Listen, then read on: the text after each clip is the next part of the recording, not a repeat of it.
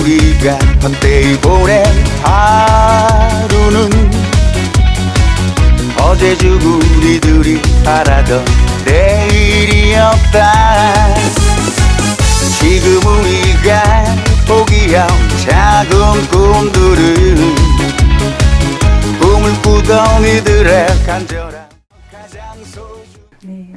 네, 안녕하세요. 류재구 의원님 반갑습니다. 반갑습니다. 류재구입니다. 네, 제가 깜짝 놀랐어요. 4선 시의원, 현재 2선 도의원이십니다. 총 24년의 의원으로 계시는 분인데 24년을 이 정도면은 직업이 의원이라고 불러도 되겠습니다. 그렇죠. 그렇죠. 오랫동안 의원을 할 수 있었던 비결이 무엇일까요? 한마디로 좀 말씀드리면 네, 예, 말씀해 주십시오. 초심을 잃지 않는다.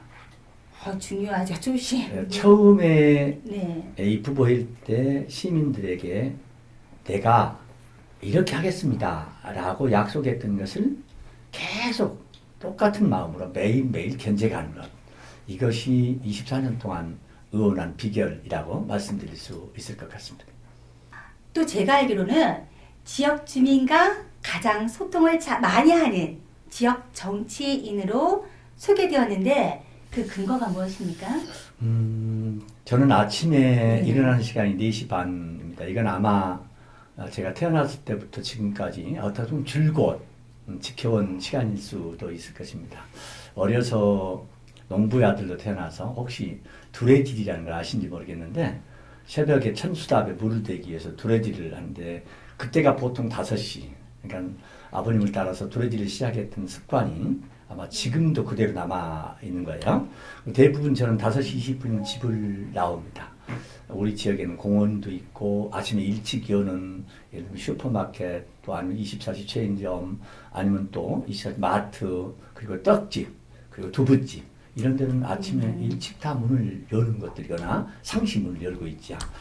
매일 아침 이 시간에 다른 사람들 잠자는 시간에 현장을 돌고 또 그분들까지 대화를 나누고, 그리고 또 그분들이 원하는 바를 즉석에서 문제를 풀어드리는 이런 방법으로 줄곧 해왔기 때문에 저는 이제 이 부분들을 다 초심이다 이렇게 얘기할 수 있고요. 25년 동안, 지금부터 26년이 됐네요, 횟수로. 26년 동안 보은초등학교, 네. 정릉고등학교, 그다음에 남중학교를 가르치는 길목에서 지금도 아침에 8시부터 9시 사이에 교통신호를 25년째 계속하고 있습니다. 이것은 이제 시민들과 약속이라고 했다면 그 이전 또 한 가지 있는데, 제가 광역 선거구가 돼서 신곡본동, 몰동, 송내 1, 2동 4개 동을 이제 아우르는 선거구가 됐을 때는 골목에서 인사하는 것 갖고는 불가능한 이제 주민 접촉이었어요. 그래서 그때부터 역전 앞에 중동역, 부천역에서 매달 한 번씩 인사를 하기 시작했어요. 그것이 또 광역 선거가 되면서 주민들과 약속이다 이렇게 저는 생각을 하고, 매달 그 지역의 그 자리에서 인사를 하면 주민들은 오다 가다 필요한 것들을 얘기하게 되고, 그리고 또 민원을 풀어드리고, 이런 속에 주민과의 끊임없는 접촉, 이것이 바로 지금 말씀드린 초심을 잃지 않고 주민들과 약속을 지키는 것이다 이렇게 말할 수 있을 것 같습니다. 한국 이주 인권상 지역 정책 부분 수상을 하셨는데 어떤 정책으로 수상하셨는지 궁금합니다. 먼저 이주민이라는 것을 좀 생각을 해볼 필요가 있죠. 자기 모국을 떠나서 대한민국이라는 나라에 와서 살면 문화적 이질감, 또 언어 소통, 이런 여러 가지 문제가 제대로 소통이 안 되는 어려움이 있습니다. 결혼하신 이주민들 한번 생각해 보시자고요. 원하면 타국 땅에 와서 서로 소통이 어려운 이런 환경 속에 살아가는 분들을 어떻게 하는 것이 우리 한국을 자기 모국이다, 한국을 이제 내 나라다 라고 받아들이게 할 수 있을까요? 바로 이제 이런 것들에 대한 보완한 조례, 그분들을 지원할 수 있는 그런 요건, 이런 것들을 만드는 이제 법과 제도를 만든 것이 그 근원이었다고 말씀드릴 수 있고요. 사실은 이 이주인권상 자체를 만들어서 그에 기하는 사람들에게 사실 뭔가 자긍심을 불러일으켜 만들어주는 그런 것조차 제가 이제 함께 만들어냈어요. 그래서 몇 해가 지난 지금 제게도 그냥 공로가 크다라고 해서 그쪽에 본부에서 저한테 이중교상을 주신 것으로 알고 있습니다. 더불어민주당 시장 후보가 9분이에요. 그렇습니다. 네, 9분인데 이분들과 어떤 차별화된 전략이나 공약이 있으면 저희한테 말씀해 주십시오. 네. 저는 먼저 네. 이제 전답에서 말씀을 드렸지만 시민들과 가장 소통을 잘하는 사람이 저라고 네. 이미 네. 정의 내려져 있죠. 매주 주일 주말이 되면 용인 자연농원, 에버랜드, 또 아니면 또 민속촌, 아니면 파주 해일이 마을, 아니면 광명동굴 다른 데 가서 다 고스란히 돈을 쓰죠. 우리 부천에 와서는 뭘 보고 돈을 쓰고 즐기고 할 수 있겠습니까? 이게 없다는 거예요. 저는 이 문제를 만들 수 있는 역량을 갖고 있다. 다시 말하면 유입동력을 만들어내고 그 유입동력이 부천에서 소비를 함으로써 결국 부천 경기가 좋아질 수 있게 만드는 그런 기획을 갖고 있다는 말씀입니다. 두 번째는 우리 부천에는 10,000개가 넘는 중소기업이 있습니다. 근데 대부분 다 영세하죠. 3명, 5명 조그마한 기업들입니다. 이런 조그마한 기업들은 첫 번째 고용 창출이 안 되죠.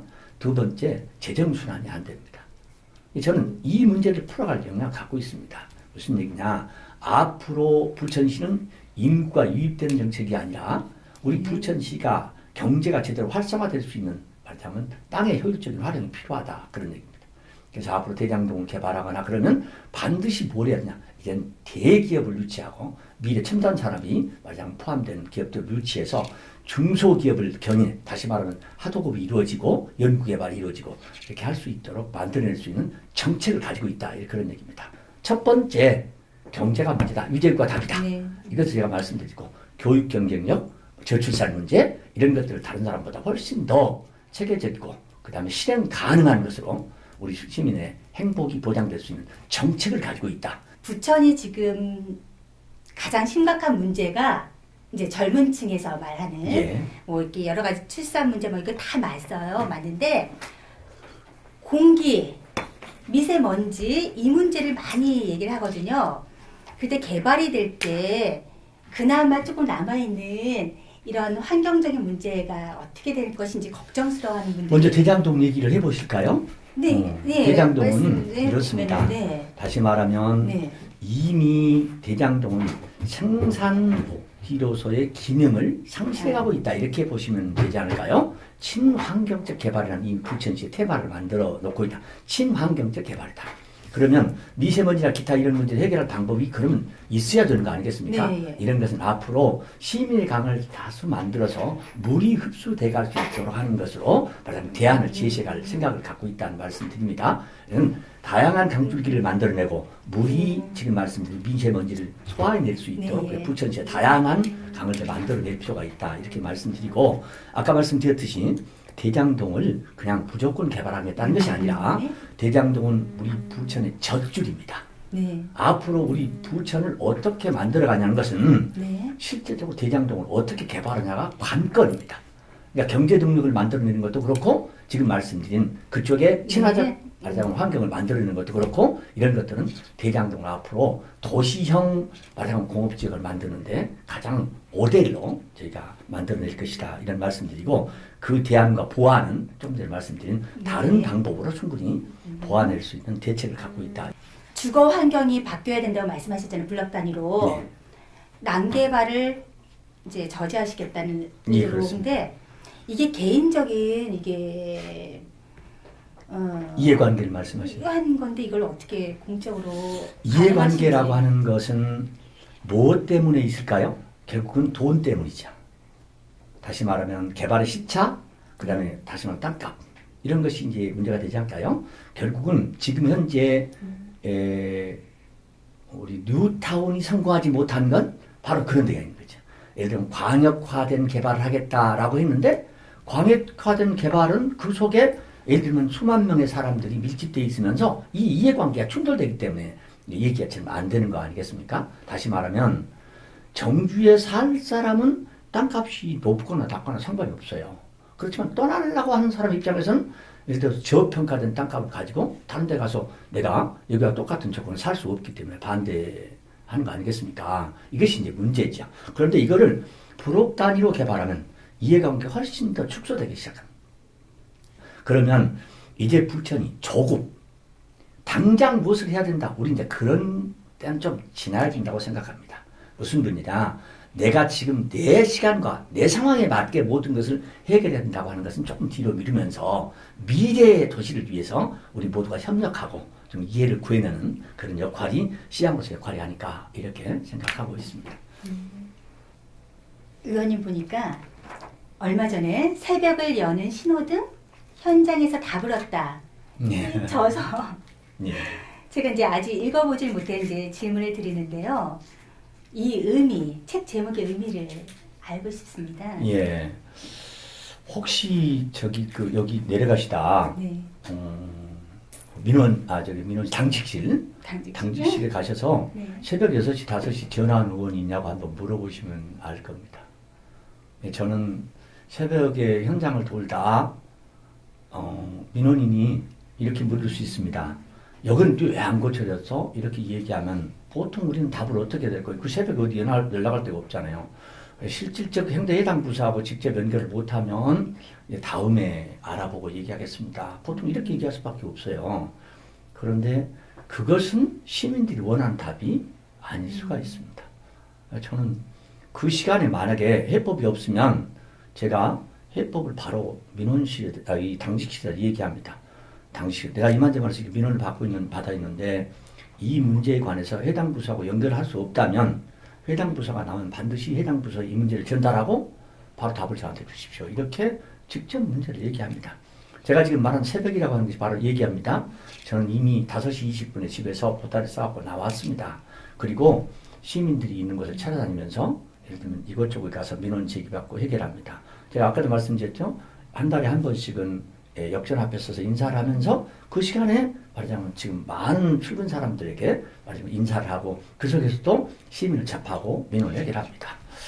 이것은 제가 어려서 이미 길들여왔던 삶 속에 들어있다고 말씀드렸고 또 그 다음에 장기간 동안 계속 의원할 수 있는 요인 중에 한 가지가 초심을 잃지 않는 마음이라고 말했습니다. 저는 이 새벽을 여는 신호등, 이 현장에 다 불었다는 바로 현장 속에 들어서 시민들과 대화를 하면서 그 속에 그분들의 고민은 뭐고 그분들이 하고자 하는 것은 뭐고 이런 것을 발췌하고 그건 행정부서가 그 문제를 해결하게 만들고 예산이 필요한 것은 저희들이 예산을 만들어서 뒷받침하고 원래 의원이란 바로 정책을 위반하고 그 다음에 그걸 집행할 수 있도록 집행권을 요구하고 그게 만약에 예산이 필요한 것은 예산을 반영해주고 그리고 난 다음에 그게 잘못된지 잘된지를 나중에 말하자면 감사하는 권한을 갖고 있는 거 아니겠습니까? 바로 이런 속에서 24년 동안 줄곧 지금 말하는 새벽부터 밤까지 언제 시민 속에 있었다. 그리고 이른 새벽부터 종일 이렇게 현장 속에 답을 얻었다고 하는 것이 바로 이 책 속에 말씀드린 신호등이다. 신호등이라는 게 뭘 의미할까요? 그러면 브레이크를 걸고 가지 않아야 할 곳, 또 가야 할 때 이런 것들을 다 맞춰 조정해 주는 거 아닐까요? 저는 첫 번째는 신호등이 없는 전멸등만 있는 곳에서 신호를 시작했기 때문에 사실 신호등이라는 말을 썼지만 다른 의미로 보면 모든 사람들에게 바른 길과 그리고 미래가 있는 꿈 이것을 인도해 주는 사람이라는 의미도 포함해서 지금 말한 신호등이라는 걸 썼고요. 현장이라고 하는 것은 현장에서 직접 민원을 제기받고 현장의 답을 해결해 줌으로써 현장에 답이 있다라고 하는 말을 추서로 달았다고 말씀드릴 수 있습니다. 의원님 마지막으로 이거 카메라도 있고 하니까 의원님께서 이제 한 말씀 꼭 해야 될 말씀이 있으시다면 저희 부천 시민들께. 시민 여러분, 우리는 미래로 가야 하지 않겠습니까? 지금 부천은 성장 동력이 멈췄습니다. 올해 재정 자립도가 얼마로 예측하십니까? 38%로 예측하고 있습니다. 38% 재정 자립도는 공무원들의 봉급을 드리고 남은 가용 자원이 거의 없다 이렇게 말씀드릴 수 있습니다. 저는 이게 동력이 꺼져버린 우리 부천에 새로운 성장 동력을 만들어 내겠다고 시장에 출마했습니다. 아까 제가 다른 사람과 차별하는 얘기, 어떤 정책을 갖고 있는가에 대한 얘기를 했습니다. 이제 우리 자치가 활발하게 이루어져야 된다. 아니면 또 무슨 사회복지가 좋아져야 된다. 여러 가지 말을 많이 하지만 그 속에는 뭐가 있습니까? 결국은 돈 아닙니까? 결국은 경제가 제대로 돌아가야 사회 환경이 좋아질 수 있습니다. 저기 성남에 가면 분당 분들이 이렇게 말합니다. 어디 사세요? 뭐라고 말할까요? 성남 산다고 말할까요? 아닙니다. 분당 삽니다. 그렇게 얘기합니다. 서울의 강남 사람들에게 어디 살아요? 라고 얘기하면 어디 산다고 말할까요? 강남 산다고 않고 서울 산다고 그럴까요? 강남 산다 얘기합니다. 왜 그래요? 서울보다 강남이 그게 제일 으뜸이기 때문입니다. 성남보다 분당이 으뜸이기 때문에 성남 얘기 않고 강남, 분당이 독립하겠다고 얘기합니다. 우리는 뭐라고 얘기하죠? 부천 산다 이렇게 말할 수 있는 자신이 있으세요? 제가 여러분에게 나 부천 살아 이렇게 말할 수 있도록 하려고 합니다. 기대해 주십시오. 저는 시민들이 새로운 성장력을 만들어내고 외부의 사람들이 부천 가서 다양한 볼거리, 즐길거리를 만들고 그게 동력이 되게 만들겠다라고 말씀드렸습니다. 두 번째, 대기업을 유치해서 중소기업을 견해나갈 수 있도록 만들겠다고 말씀드렸습니다. 미래 산업 반드시 부천에 들어올 수 있도록 하겠습니다. 그리고 중소기업과 조화를 이루면서 상생할 수 있도록 만들어내고 이것이 우리 부천시의 경제가 물 흐르듯이 흘러갈 수 있도록 만들어낸다고 말씀드렸습니다. 여러분, 우리도 꿈을 갖고 미래를 만들어가야 되겠습니까? 제가 다시 말씀드립니다. 경제가 문제다, 답이 유제구다. 이렇게 자신있게 말씀드렸습니다. 기대해 주십시오. 그리고 성원해 주십시오. 반드시 만들어 내겠습니다. 감사합니다. 네, 바쁜 와중에 시간 내주신 우리 의원님 감사합니다. 아니, 제가 감사드리고요. 조금 전에 그 시민이라 이렇게 네. 말씀하시면서 어렵겠다고 했는데 너무 말씀을 잘 유도해 주셔서 편안하게 대담을 나눌 수 있어서 감사합니다. 고맙습니다.